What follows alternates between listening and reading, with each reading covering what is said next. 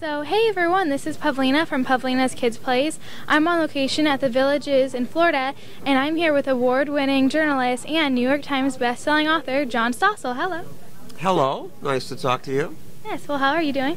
I'm doing well. I'm impressed that you have your own radio show here, TV show. It's hard to know what it is anymore. Well, thank you. So, you mentioned that, like, in your latest book, No They Can't, that, like, you never went to journalism school and, like, you learned on the job. So that had to be tough. Was that, like, a good thing or, like, to jump into it, and why? That was a good thing because life changes so fast. Graduate schools, the people who teach, often they don't know much about what they're teaching. And most jobs, I think it's better to learn on the job. I learned through fear. I was scared of failing, so I thought I better work hard and figure out what people want in television news, and that helped me be successful. Okay, good. So kids have all kinds of obstacles growing up. What obstacle did you have to overcome, and how did you deal with it? Everybody has something. I had an older brother who would hold me down for hours at a time, but also I'm a stutterer. And obviously I've largely gotten it under control, but I never intended to go into broadcasting because there were times when I just couldn't speak, but I gradually mastered that. And maybe it helped me in TV because I value words, and when I couldn't speak, there were things I wanted to say. I learned to say it in shorter sentences, and maybe that helped. Yes, okay, that's good. So, going from editing your own shows to reporting live, did that scare you a little? And, like, how did you, like, what do you like best about reporting live? Good questions. I always edited, and that was part of my stuttering fear, that I knew if I wasn't live, I didn't have to worry about humiliating myself in the air, which would be something like, no, they can't. So I would work weeks on every story, and at 2020 I could do that, in my career before, but at Fox, most of it's live, and all these smart people could just talk. I had never done that before, but I'm learning. Even we old people can learn, and it's nice because it takes less time. You can do more, and not obsess about it for as long. Okay, good.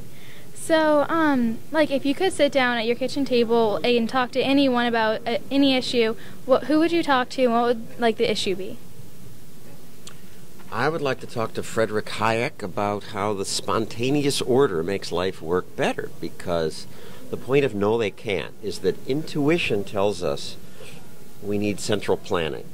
Just as I assume you need your mom and dad to plan your life, or you have until now. If people are left free, they find ways to do things that are new, as you're doing with your radio show. As an example, if you'd never heard of a skating rink, and I told you, I'm a greedy businessman, and I'm going to build a place where I'm going to charge people money to come in, and there's going to be ice on the ground, and people are going to strap blades to their feet and zip around at all different speeds, different ages, you would say, well, you got to have a skating rink, policemen, and stoplights, and tell people go left here, go right, otherwise they'll smash into each other. And yet, we don't. We work it out in a skating rink. And that's how it works in a country of 300 million people, that you have a spontaneous order. Adam Smith called it the invisible hand. And unplanned people pursuing their own interests accomplish much more than government can. That's why I say here, government fails, but individuals succeed. You're succeeding. You're an individual. Yeah. So, your show has the Man of the Street interviews. What was, like, the best moment or the most surprising for your, like, one of your interviews?